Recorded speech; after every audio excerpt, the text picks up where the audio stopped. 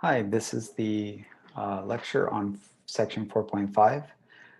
This is the last section in chapter 4, and it's about how we can use Laplace transforms, we can get Laplace transforms of piecewise continuous functions. And that means that we can then solve differential equations which involve piecewise continuous functions, which is something that the methods from chapter 2 did not allow us to do so easily. So this is a really nice approach, and it makes it quite easy for us to handle these types of functions. And the main ingredient that we need in order to look at piecewise continuous functions is this unit step function that we introduced back in section 4.1. But I want to make a point to tell you that this is commonly referred to as the Heavyside step function.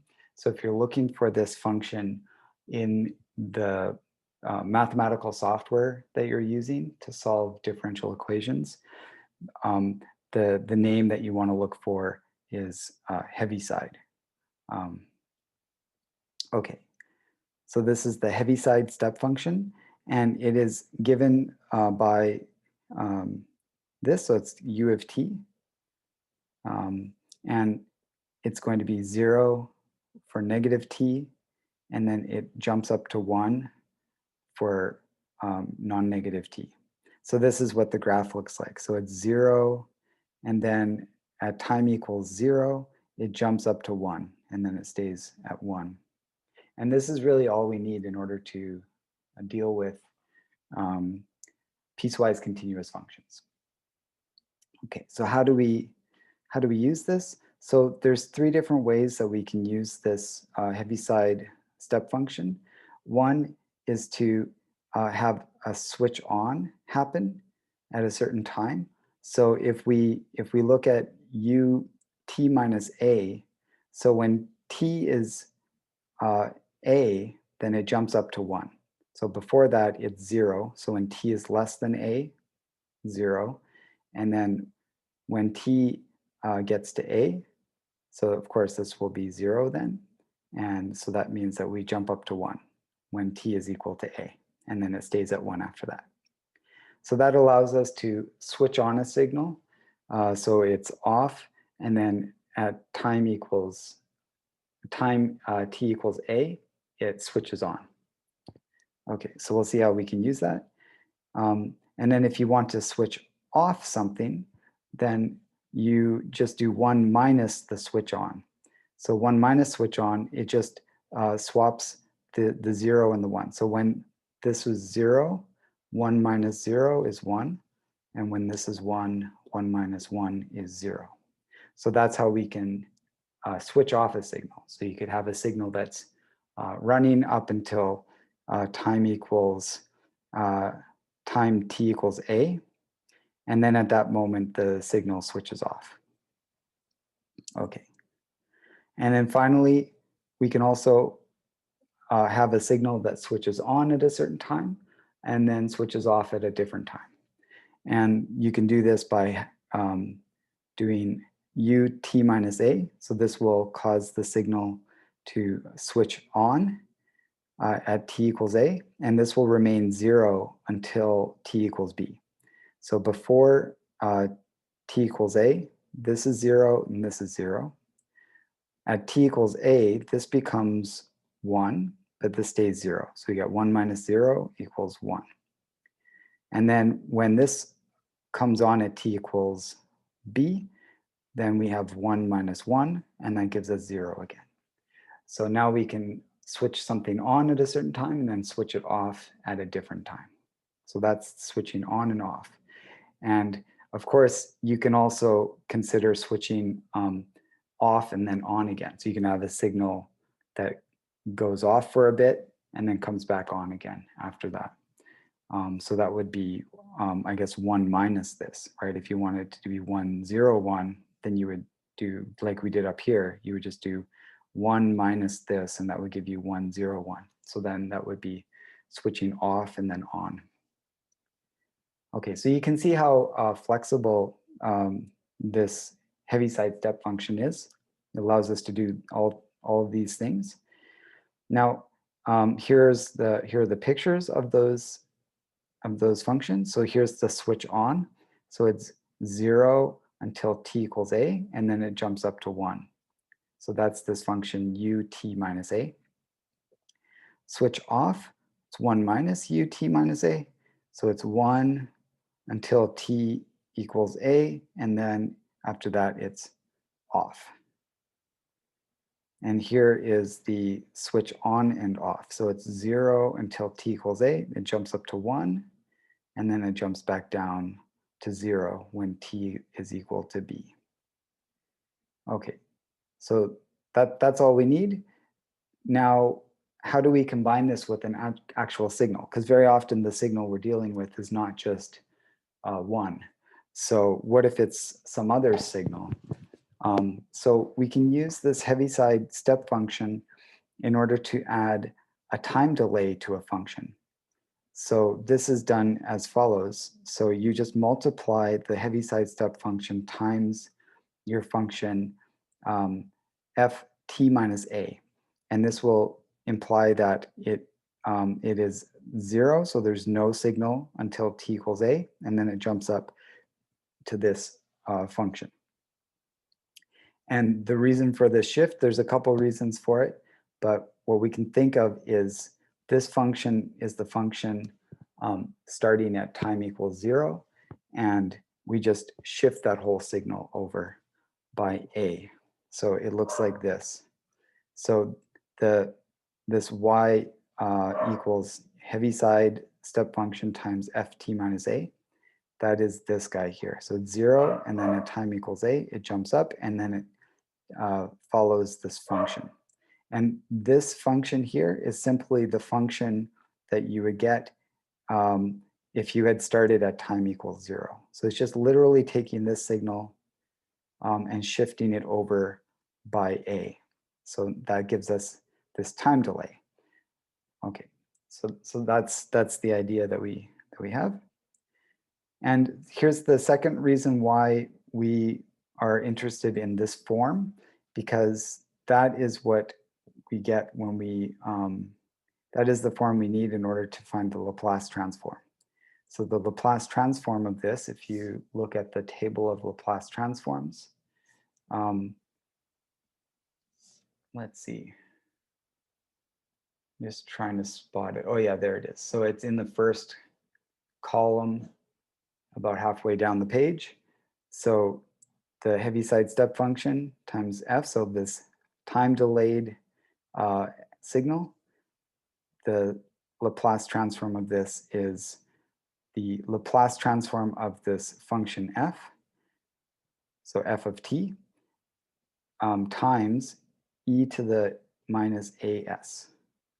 And that is the thing that, if you see this kind of expression showing up in your Laplace transform, that indicates that this is a piecewise continuous function involving the Heavyside step function. Okay, so let's do some examples now.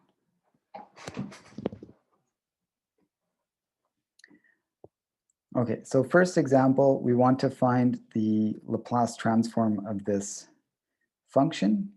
So it's the function that is just 2, but it starts at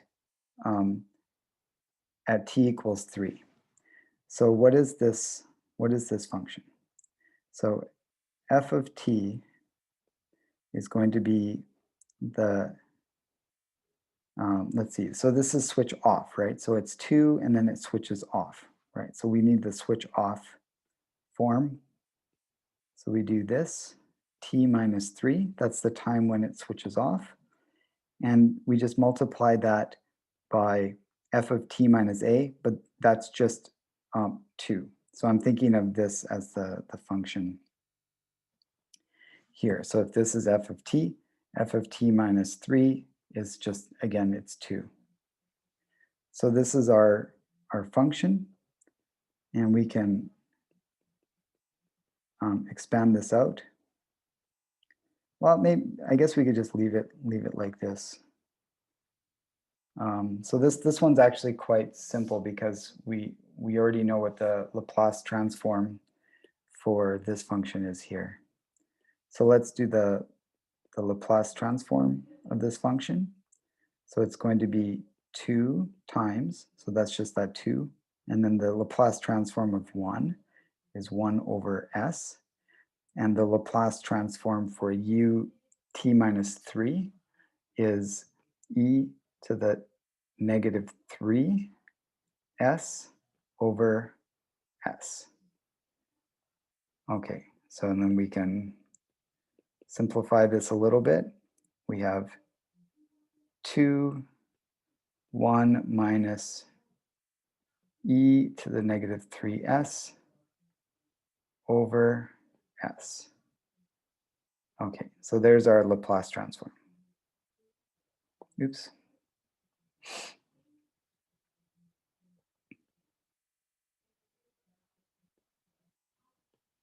Okay, so that one was pretty easy.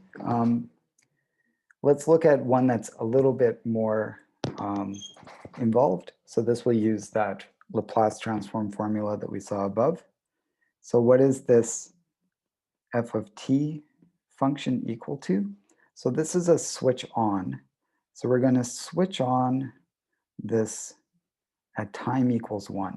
So we know we're going to multiply u of t minus 1 by something. And it's going to be multiplied by t. However, maybe it would help to draw a picture here. So the function that we need there is not, is going to be what? So let's see. So let's say time equals 1.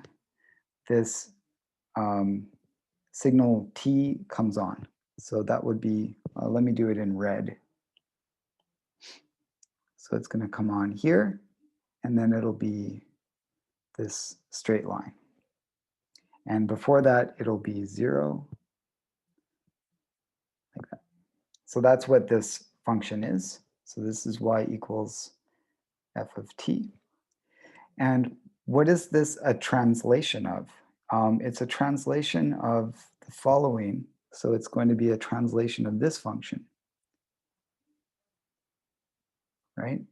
And we just shifted it over by a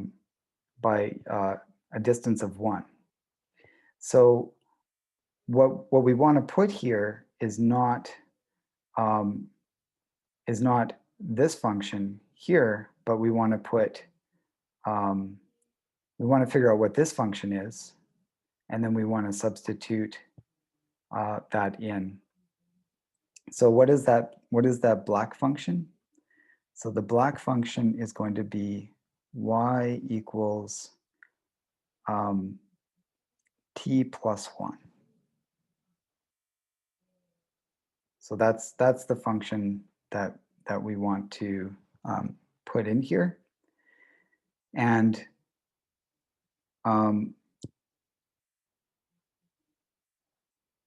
let's call this, let's give this a different name. Let's call this g of t. Okay, I'm going to move this down a bit.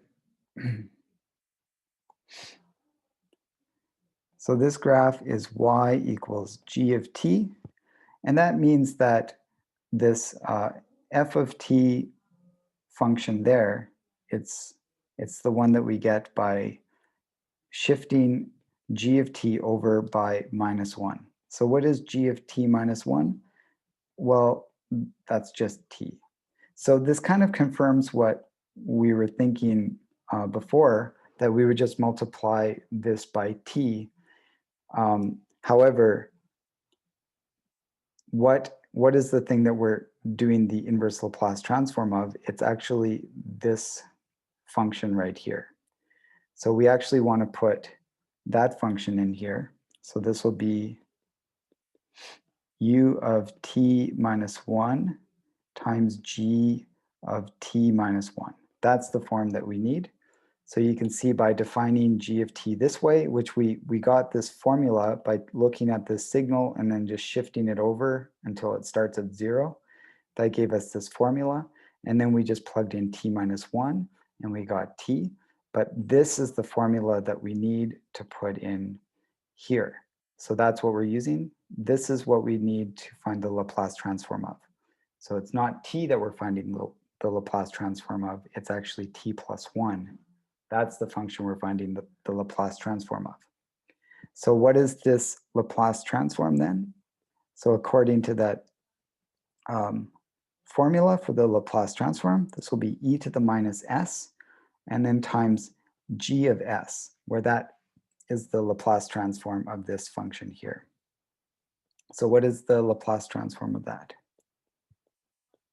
It is going to be 1 over s squared plus 1 over s.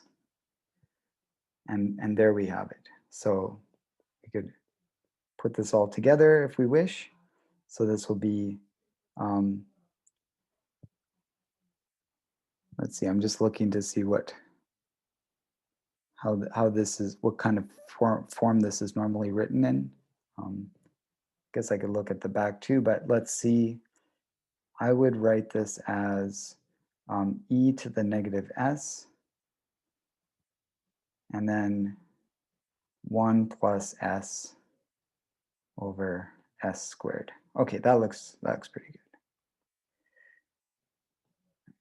So not entirely necessary to put it in that form, but there you have it.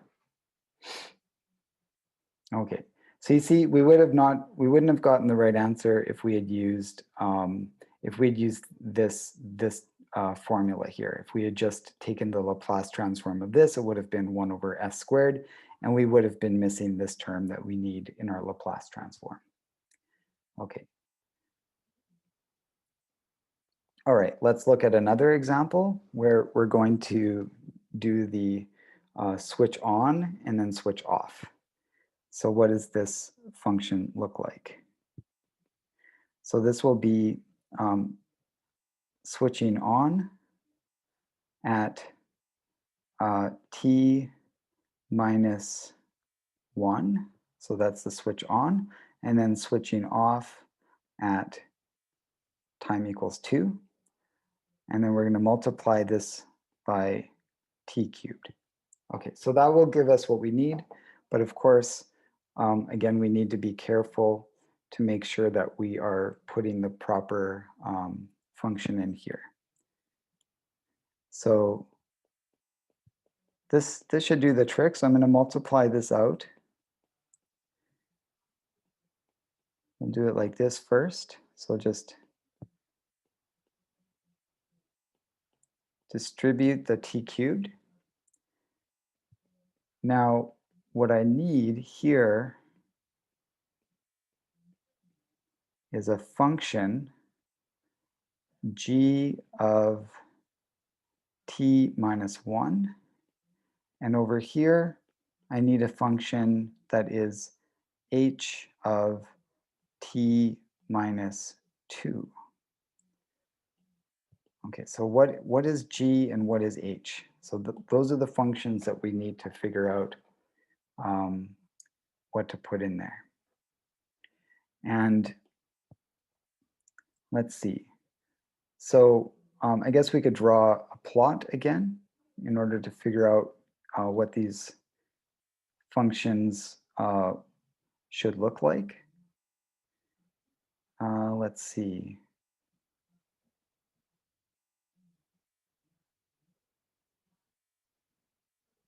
Let's see. I think I can put a plot in here.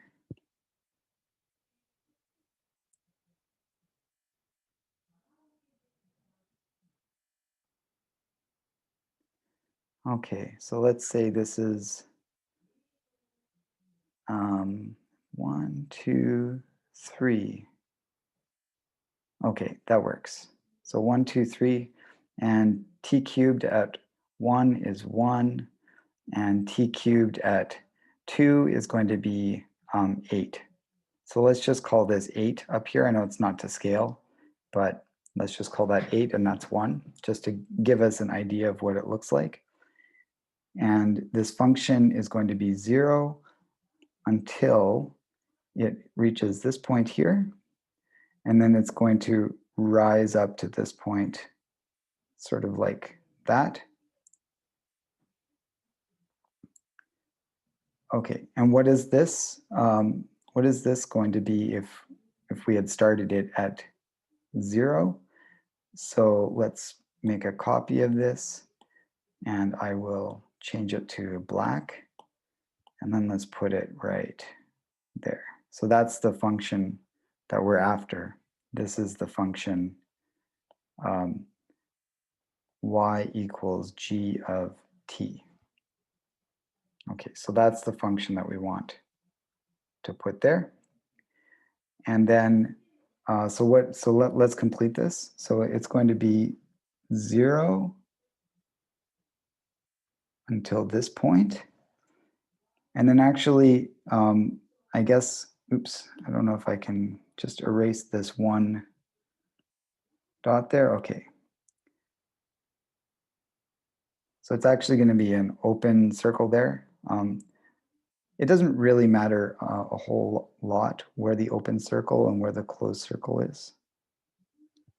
Okay, but that's what our function f of t looks like. So this red is the function f of t. Okay, so what is this g of t? So it's going to be like t cubed, but then like shifted over to the left by 1. And that's what will give us this function g of t. So it looks like g of t is going to be equal to t plus 1 cubed. Right? That's how we get t cubed, but shifted over by 1. That gives us that one. And this will, in a similar way, this will be t cubed, but it'll be shifted over by 2 instead. And how would we represent that?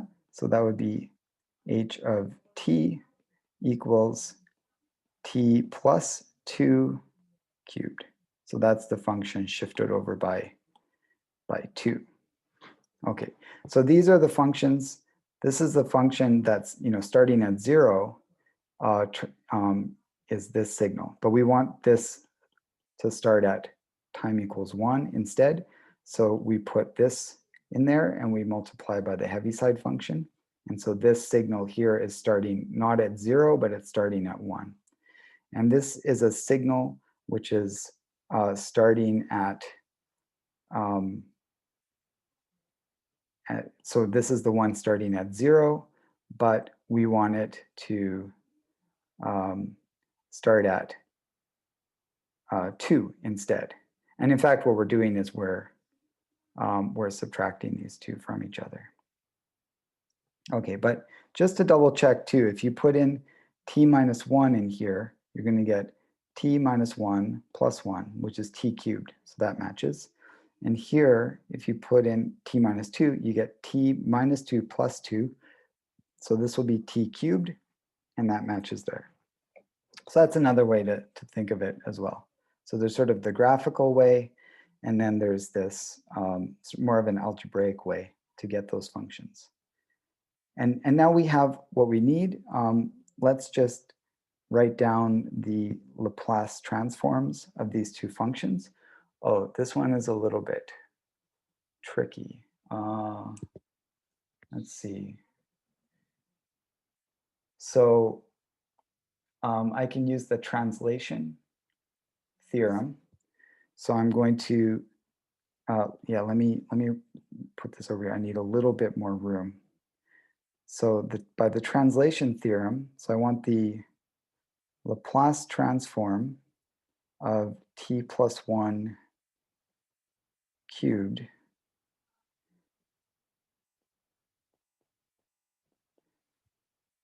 and by translation, oh wait, can we do that? maybe not. Maybe we just need to multiply this out. Maybe that's what we need to do. Yeah, I'm just trying to think if there's any way to deal with that plus 1. I don't see an easy way to deal with that. Okay, so let's just multiply this out. So this is going to be the Laplace transform of t cubed plus 2t squared plus 2t plus 1. I believe that's right. I'm just thinking of my, oh wait, it's 3, 3, 3, 1. So that's the Pascal's triangle. That's what gives us these coefficients here. So it's actually 3, 3. And then after that, it's 4, 6, 4, 1, and so on. So this is Pascal's triangle that I used for that. Okay.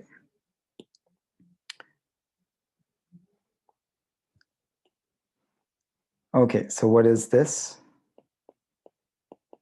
It's going to be t cubed, which is 3 factorial, 6 over s to the 4th, plus 3 times 2 factorial over s cubed. So that's going to be 6 over s cubed plus 3 times t. So that'd be 3 over s squared, and then plus 1 over s. Okay, let's just leave it like that. Make a little bit more room here. So let's now do h. So what is the Laplace transform of h? So it'll be the Laplace transform of t plus 2 cubed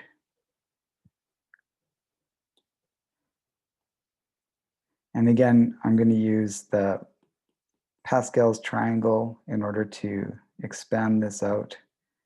So it'll be t cubed, and then plus, it'll be 1, 2, and 2t. So it'll be t squared, but then that'll be, so it'll be 2t squared, but then multiplied by 3. So it'll be 6t squared.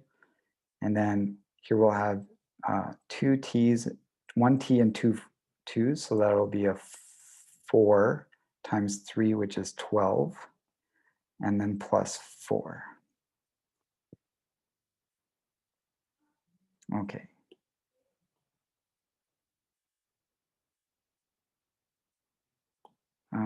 Let's see. Just need a little bit more room here.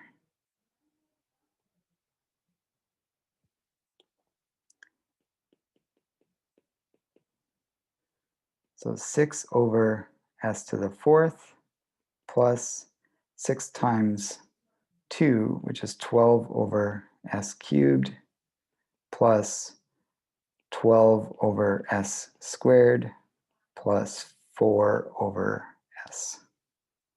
Okay. Now we're good to go. So what is our Laplace transform then? So f of s is going to be e to the minus s times g of s. Just making sure I got that. Oh, it's g of s minus, oh wait, let's see. Oh no, yeah, g of s, yeah, g of s, it's just g of s. Yeah, so we just multiply that by e to the minus s. And then we have minus e to the minus 2s times h of s. So let's write that out. E to the minus s times this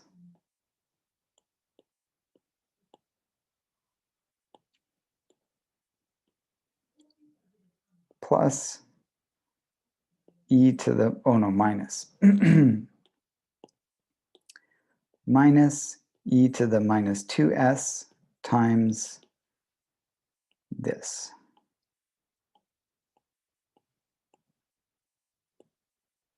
Okay. And I suppose that could be simplified, but I think I will just leave it like that. So that is perfectly fine. But if I wanted, I could combine these four together and combine these four together. And then I don't know if anything will really cancel. Probably not. So it would just be basically just as ugly, I would say. So let's just leave it like this. Okay, so that's computing Laplace transforms of functions that are piecewise continuous. Now let's look at going the other way. So starting with the Laplace transform of a function that is piecewise continuous, and then figuring out what that function is. So what is the function that gets delayed by time by a amount of time? Okay. So we can already see here there's a -3, so that means that whatever it is, it's a signal that's been delayed by 3 seconds or whatever time is measured in. So what is this going to be? So this will be the inverse Laplace transform of e to the -3s times 1 over s squared. And we know that the inverse Laplace transform of 1 over s squared is equal to t. So what we need to do here is multiply this by t minus 3.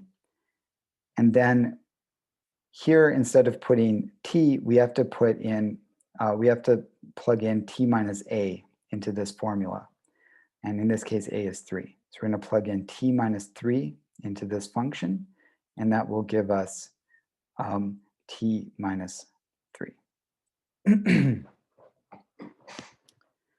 Okay, and if we want like a piecewise representation for this, so this is the signal that switches on at time equals 3.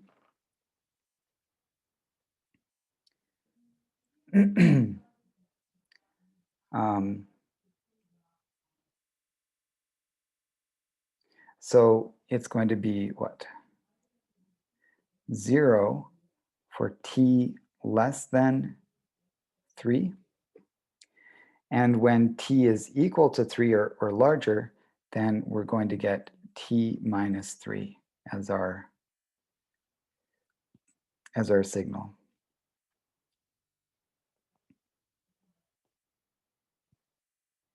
Okay, so that's what it looks like. And why don't we plot this out? That might help us to understand what's going on here.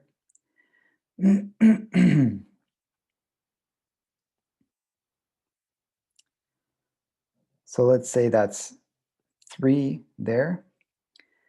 And when t is equal to 3, then this this function here is going to be equal to 0. So before that, it's equal to 0, like that. And then after that, it's at that time, it's actually equal to 0 again, but then it starts increasing with a slope of 1. So we get this signal right there. So that's what this signal is. So this is y equals f of t. And we can see that it's essentially the signal that starts at 0 but is shifted over by 3. So it's this it's this signal but delayed by 3.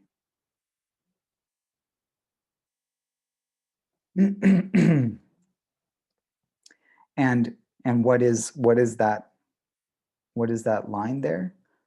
So that's just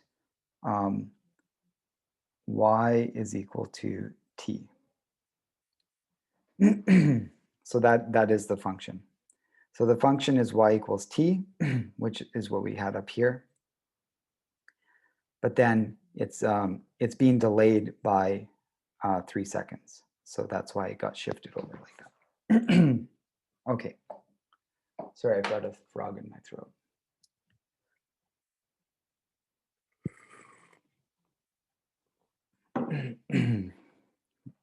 Okay.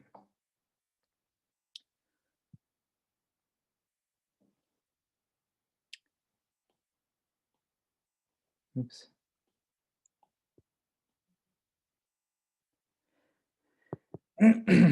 Okay, let's do another one. This one involves 2 different times. So t equals 1, we see from here, and this is t equals 3. So something's happening at t equals 1, and something else is happening at t equals 3. And it looks like, based on the fact that it's a minus here, that we have something sort of switching on at this time and then switching off at this time. So that's what we are expecting to see. So let's write this out. So this is going to be the inverse Laplace transform of e to the minus s times 1 over s squared minus inverse Laplace transform of e to the minus 3s times 1 over s squared.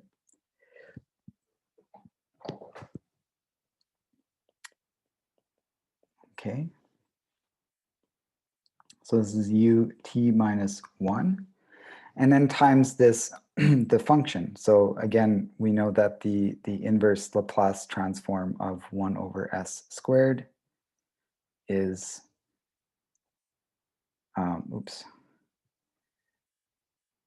is equal to t. So here we put, we substitute in t minus 1 in here, so it's t minus 1. And then this will be ut minus 3. And then here we put in t minus 3 into that function. So we get t minus 3 instead of t. Okay, I wonder if we can rearrange this a little bit to get an idea of what's going on. Let's see.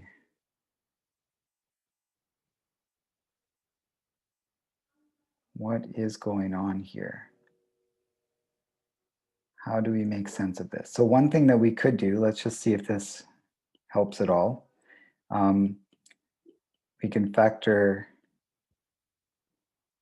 this out, and then that's times t. So just combining these t terms here.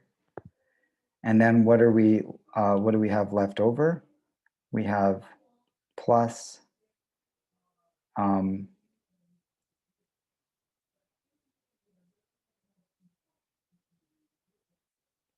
3ut minus 3 minus u of t minus 1. So what is that? What is that? So this one I understand. So this is just going to be something, I'll just sketch this out very roughly. So say this is 1 and 3. So we have 0 before that. So 0, and then we have t.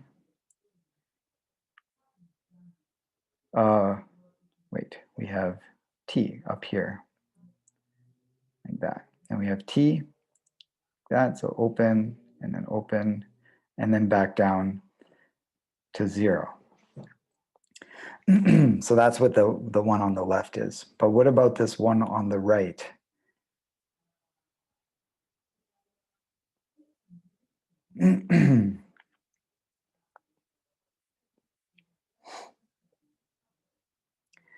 So when t is less than 1, this is 0, this is 0.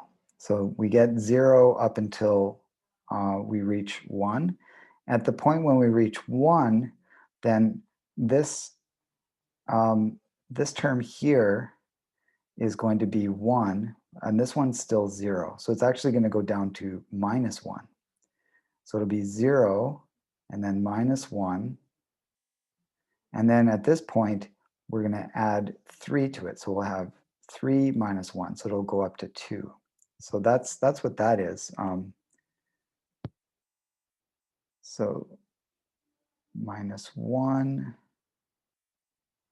and then add 3. So that gives us this signal. And we're basically adding these two signals together. So if I was to add those two signals together, what would I get?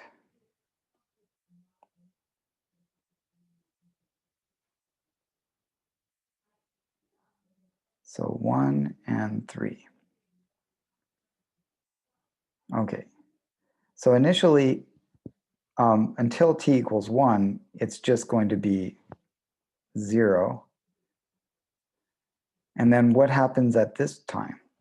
So at this time, we're going to be adding this function and this function. So that means that we're just going to take this function and subtract 1 from it. So that will give us this function here. And then after that, this will go down to 0, but we're adding 2 to that. So then it'll be 0 plus 2, which is 2. So that's what the signal is there. Let me just draw this like this. Okay, so that's what it looks like.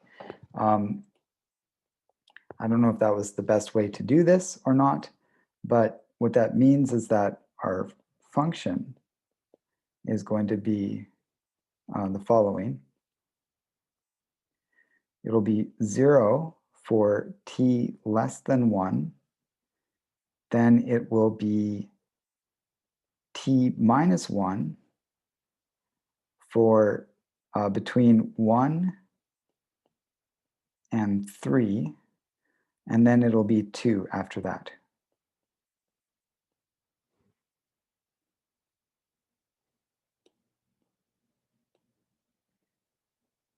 Okay. Is there another way to get this formula rather than splitting it up that way? Probably. So what was our original formula here? We had this, right? Oh, let me just this ended up being interesting. So let's keep this. It seemed to work pretty well. But let's look at this function again. And what else could we do here? Well, we could just use this form directly. We could say, well, when t is less than 1, this is 0 and that's 0. So it's just going to be all 0. Then when t is equal to 1, this becomes 1 and this is 0. And this is going to be 0 until 3. So between 1 and 3, we're going to get t minus 1, which is what we have right there. And then when t reaches 3, then we're going to have t minus 1 minus t minus 3. And what would that be? So t minus 1 minus t minus 3. And that is going to be, the t's cancel. We get minus 1 plus 3, which is 2, right? So probably the easiest thing to do is to just take this form and just directly write this out, rather than trying to split it up like this. It ended up working out, and it's a nice way to think of it, but probably the easiest thing is to just directly go from this to this.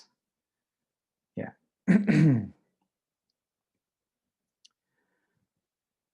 Okay. So yeah, so you would do the following. So t less than 1, f of t equals 0. T between 1 and 3, we get f of t is t minus 1.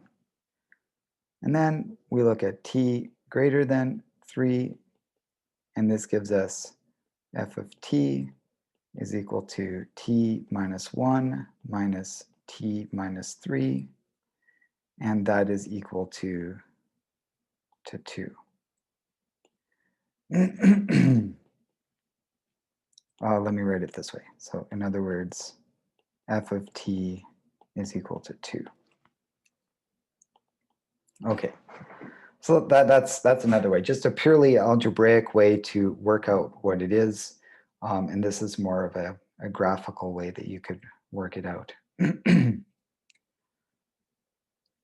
Okay, so this is our final graph here.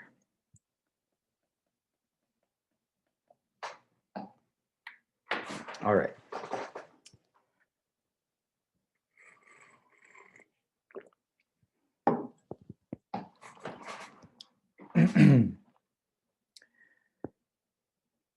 Okay, so this one's kind of interesting because it's not strictly like a switch on and switch off kind of thing. So it's switching one signal on at this time, and then it's switching on a combination of signals for this time as well. So it's like you have two switch ons going on.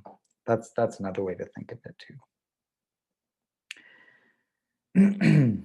Okay, now this is really what we've been building up to all along in this chapter. I mean, it's been really cool to see how to use Laplace transforms to solve differential equations. But all the differential equations we've been looking at really are kind of the same that we already know how to solve from chapter 2.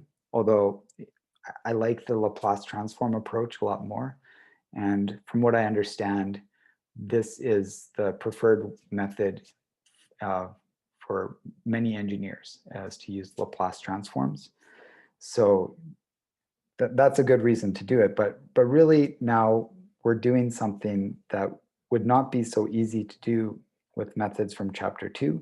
We can now solve a differential equation where we have some function here which is piecewise continuous.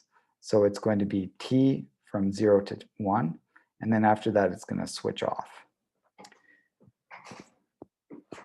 Oh, and this is very common in many applications. So like in electrical engineering, of course, you can have you can switch off the light or turn off a switch. You could turn on a switch, right? So you just have the sudden discontinuous jump in your signal. Maybe it's like a pulse, so you're like switching it on and off over and over again. So that's another type of thing. But you can also think of maybe like an earthquake hits. So that gives us like a sudden pulse, and it's only for this time, and then it shuts off, but the building continues to sway.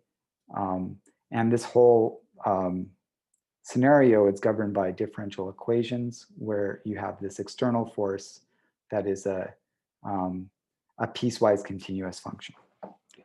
Okay, so lots of like really important applications here, but let's just look at this one example and just to get an idea of how this is done in theory.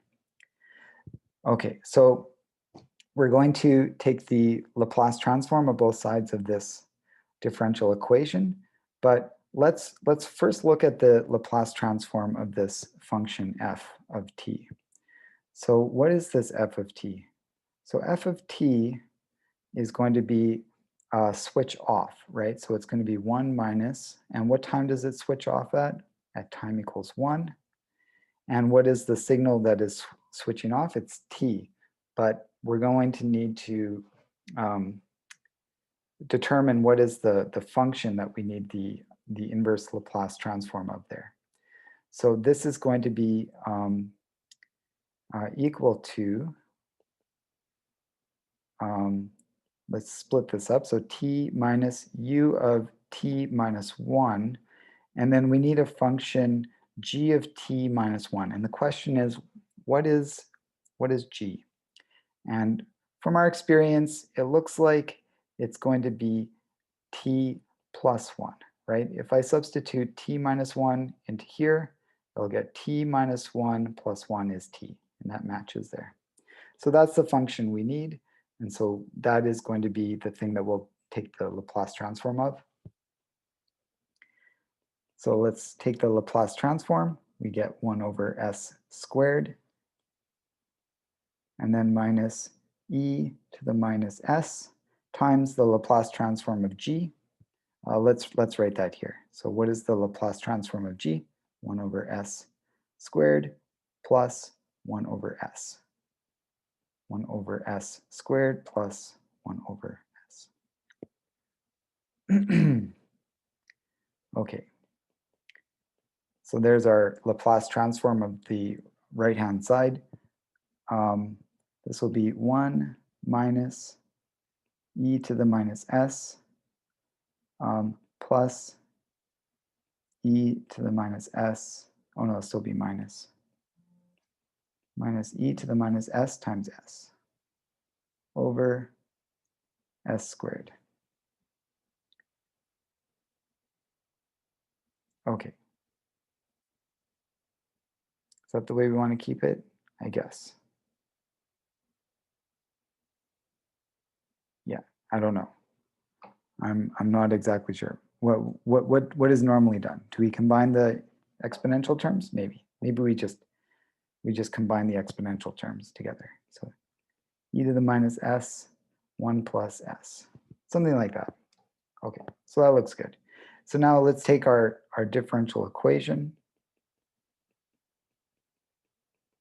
and take the Laplace transform of both sides. S squared x of s minus s x of 0 minus x prime of 0. Actually, both of those are starting out with 0. The initial position is 0 and initial velocity is 0 as well. So in fact, what are we looking at here? In fact, this is a mass spring system with mass equals 1 and spring coefficient equals k, and there's no damping. So this is a 0 damping system, and it initially starts at rest, but then we're given this pulse, so an external force that starts at 0, goes up to 1, and then shuts off after that. And what is this going to do? What is that going to cause the system to do? So it's going to put the system into motion, but because there's no damping, it'll continue to, forever. Okay, so that's what we're doing there. Oops, I keep pressing that page down thing.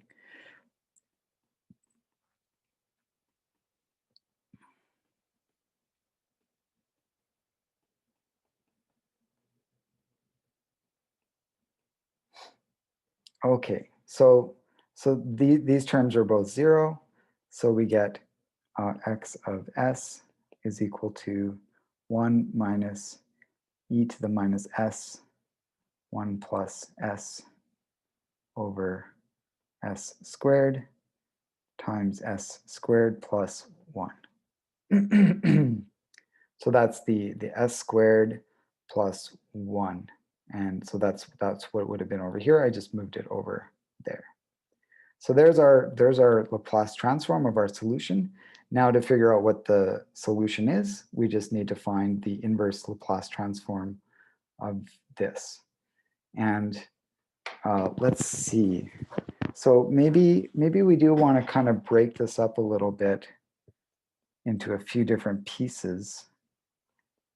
So let's look at 1 over s squared plus 1. So that's one piece. And then we'll have a minus e to the minus s. And we're going to have times 1 over s squared times s squared plus 1. So we're getting the same thing here and here. So we can just figure out what this is once and then use it here and here. And then the other thing is going to be this minus e to the minus s. And then this s is going to cancel one of those s's. So we're just going to get 1 over s times s squared plus 1. So that's going to be a little bit different. So we have to figure that out. Now there's some theorems that we kind of looked at before where we could figure this out, and then to go from here to here, we would just integrate, because dividing by s corresponds to integration. Or another one is, I guess we could start here and we could multiply by s to get that, and that would correspond to taking the derivative. Huh. I wonder if one of those would be a nice idea.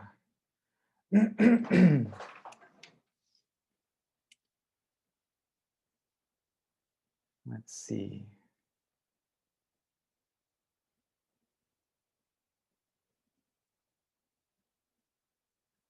Yeah, I'm not exactly sure. I mean, I guess I like taking derivatives more than taking integrals.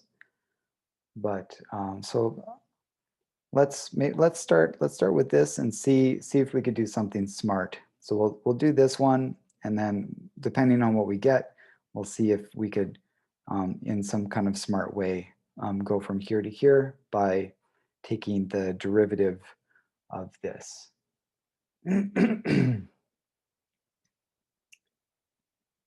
Okay. All right. So let's see. So let's start with that. So 1 over s times s squared plus 1. So a over s plus bs plus c over s squared plus 1.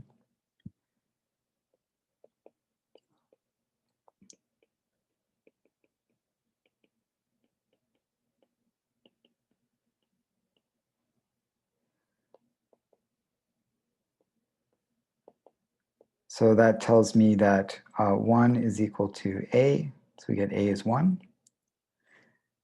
And then if we substitute in s equals I, we get 1 is equal to b I plus c times I, which is 1 is equal to negative b plus ci. And so based on that, we can see that the negative b is 1, so b is negative 1, and c has to be 0 because there's no imaginary terms over here. So the c has to be 0. Okay, so then that means that this is going to be 1 over s plus, or minus rather, minus 1 over s squared plus 1. And what is the inverse Laplace transform of that?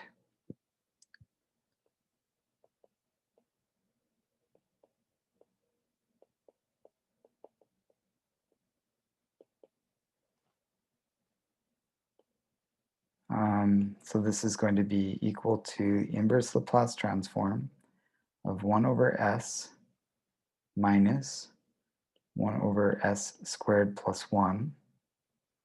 Yeah, let me erase this. And that will be equal to 1 minus sine t.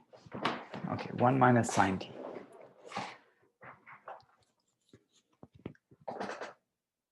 Okay. All right, let me just think about this a little bit.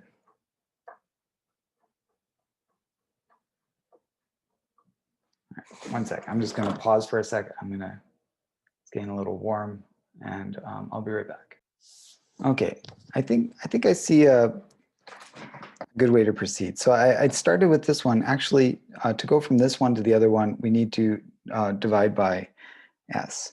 So we can use this result that if you take a Laplace transform and divide by s, that corresponds to integrating. So I said I didn't want to integrate. I ended up with the integrating one, but that's okay. So this is going to be f of tau d tau. And actually, if this is the thing we're integrating, I don't mind integrating that. That's going to be simple. So let's go ahead and do that. So that means that, so this is our integration rule. So let's use this. Let's use this. So we have that the inverse Laplace transform of 1 over s squared plus 1 is going to be the integral of 1 to t of 1 minus sine tau d tau. So that's it. So we're just taking this and we're integrating that. Yeah, that's it, right? Yes, perfect.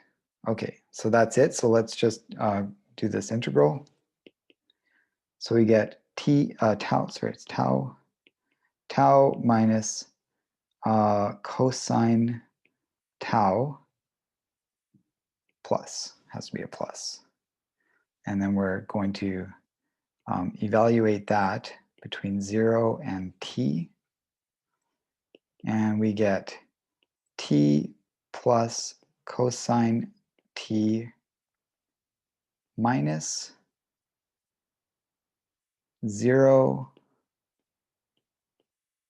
plus 1. So we end up getting t plus cosine t minus 1. Okay, so I think now we have everything that we need. So let's just highlight this. So there's that.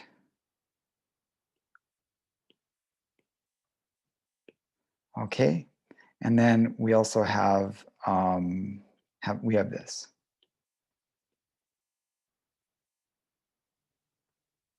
Okay, maybe we should summarize that. We could summarize that. So let's take our Laplace transform up here, paste it down here, and we know that the inverse Laplace transform of 1 over s squared plus 1 is going to be t plus cosine t minus 1. And the inverse Laplace transform of this guy will be 1 minus sine t. Okay, let me just check this quickly. So 1 over s squared plus s over s squared plus 1 minus 1 over s. And we get 1, oh no, we get s squared plus 1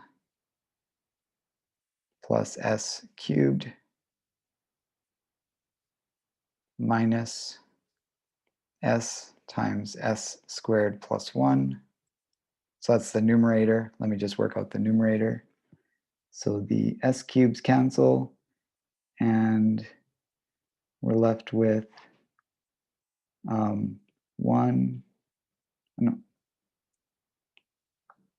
s squared plus 1 minus 1. Oh yeah, minus 1. Oh no, minus s.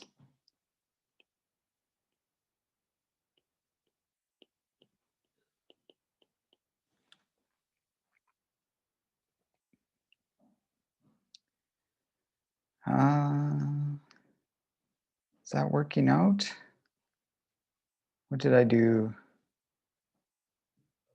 What did I do wrong? S squared.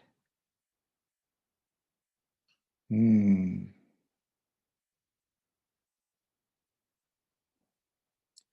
multiply the top and bottom by s times s squared plus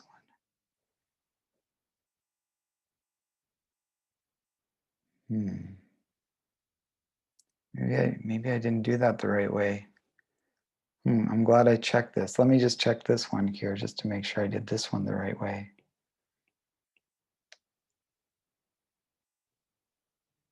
Yeah, let's see. S squared plus 1.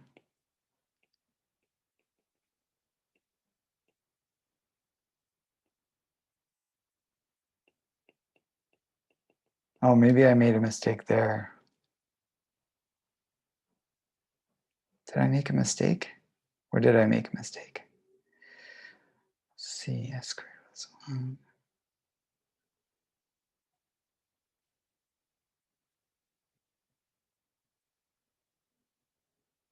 Let's see. Yeah.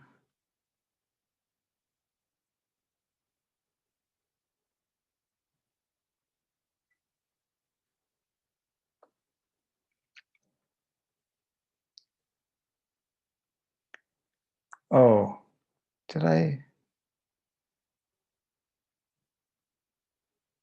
Ah, okay, okay, okay. I see. This is supposed to be an S. Oh, I'm glad I'm checking this. Yeah, okay, that's S, not a 1. Oh, okay, okay. So this changes this. So this will be minus cosine. Okay. Minus cosine, and then that means down here, this has to be minus cosine, so that'll change this stuff here, and probably a bunch of this stuff will change. Yeah, let me just erase this. Okay, so this will be minus cosine tau, and then the integral is tau. This will be sine tau, so I guess minus sine. The derivative of that is that. Yes, okay.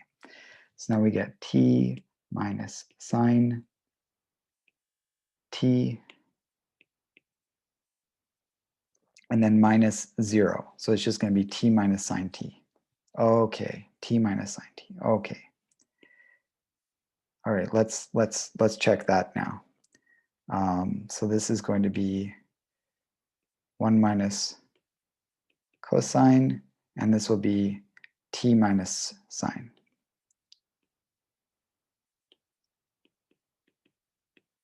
Okay, now let's check this again. So now it should all work out.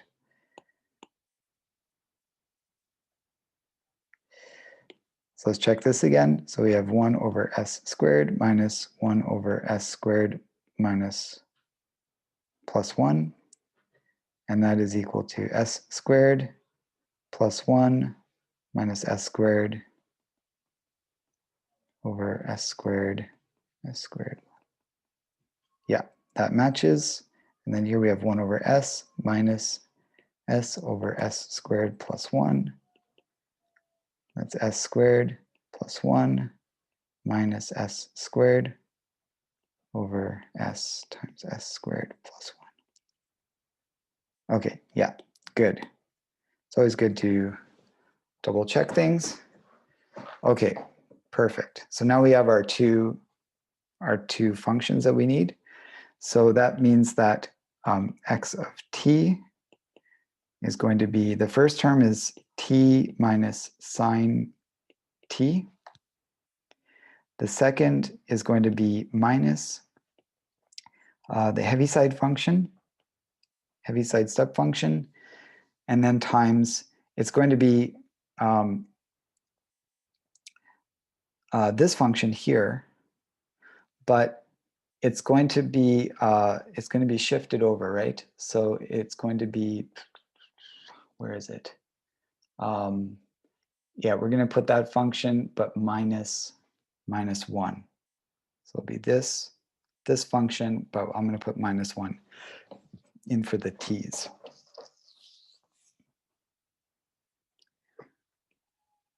So I'll get t minus 1 minus sine of t minus 1. Like that. And then the second term is going to be minus e. That is minus, right? Is it minus for both? Oh, yeah, it is. Yeah, it's minus for both. Yeah, okay. So minus for both again. So t minus 1. And then now we use that other function here. So this 1 minus, and we have to put t minus 1 into that function.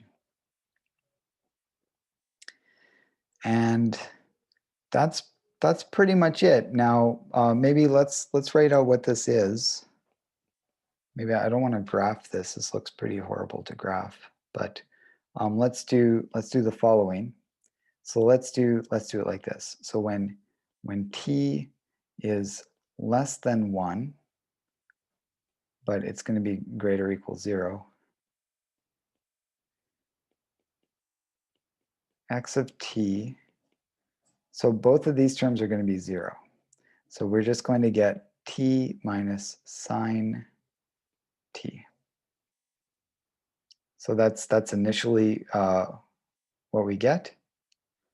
So it's kind of interesting. It's because like the this t is from that force, so we're forcing it that way. So it's pushing this to the right precisely by this. But then the mass spring system is giving some resistance here, so I guess it's kind of pulling it back with this sine of t function here. Yeah, so that makes sense. That the spring is this is coming from the spring. So you're pushing it this way, but then the spring is exerting some force that's pulling it back to the left.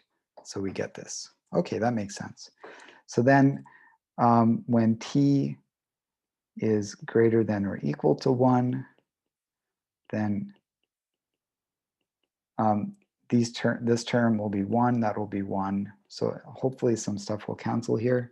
So we get t minus sine t minus t plus 1 plus sine of t minus 1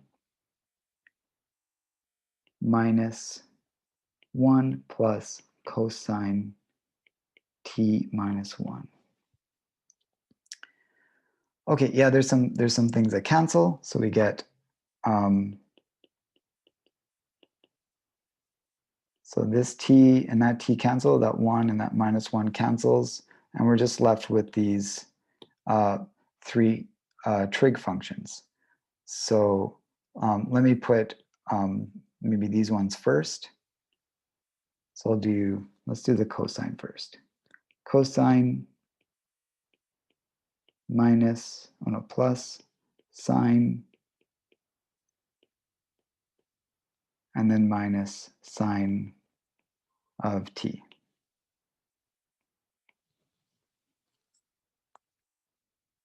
Yeah, that's it. So that's our solution. X of t will be t minus sine t between 0 and 1. And then it's going to be this thing after that.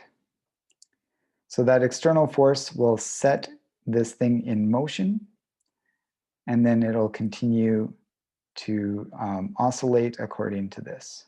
And I suppose you could simplify this in some way,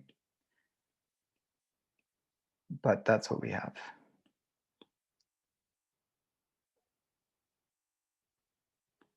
Okay, so it's this. Maybe I'll put that like that. That looks nice. Okay, so that's what this function is. That's our solution. Okay, so well now I'm kind of curious what this looks like to plot. So maybe I'll go make a plot of this, and then I will be right back to show you what that looks like.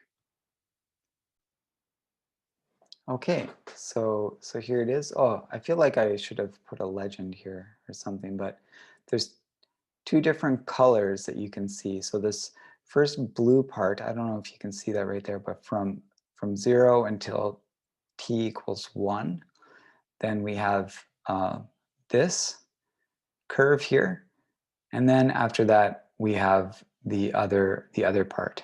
And it's interesting to see how they line up here. Of course, that makes sense, and also it looks like their derivatives line up as well. Yeah, it's pretty easy to see if you substitute 1 in to both, then you get 1 minus sine of 1, which is that point right there. And I suppose if you take the derivatives as well and evaluate them at 1, then their derivatives would match, because it looks like it's a smooth curve at that point. Okay, so maybe let's just feel like let's change the scale. So there's from 0 to 1. That's that blue piece, and then I'll add the other piece in, but maybe I won't go up to 10. I'll just go up to 8. Might be able to see it a little bit better. Okay, so yeah, so that's clearly that's 1 right there, and that's where we have the change. So you could actually solve this problem using methods from chapter 2, but what you'd have to do is you'd have to solve an initial value problem with an external force t, and then that would give you this solution here. And then you would need to take the initial, the final position and velocity here and feed that into the next, another initial value problem, and then you would solve that one. So you'd actually have to solve 2 separate initial value problems, and making sure to take the final position and velocity from 1 and use that as your initial position and velocity for the other initial value problem. So that's how you would solve this without using Laplace transforms. But with Laplace transforms, we're able to solve both of them at the same time.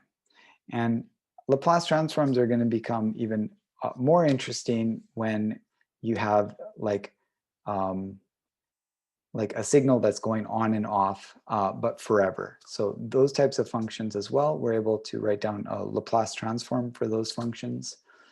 And then you could actually have a solution that is based on an external force that's going on and off forever. But if you're to do that using chapter 2 techniques, you'd have to solve like infinitely many initial value problems, taking the final position and velocity from the previous one and using that as the initial velocity and position for the next one. So you'd have to just keep doing that again and again. So so this is nice because we can just do it all at once using Laplace transforms. Okay. So enjoy. I hope you make a lot of great use of these Laplace transforms. I've heard that you will in your future engineering courses. So I hope this has been a good introduction to that. And that is the end of chapter 4. So thanks so much for watching.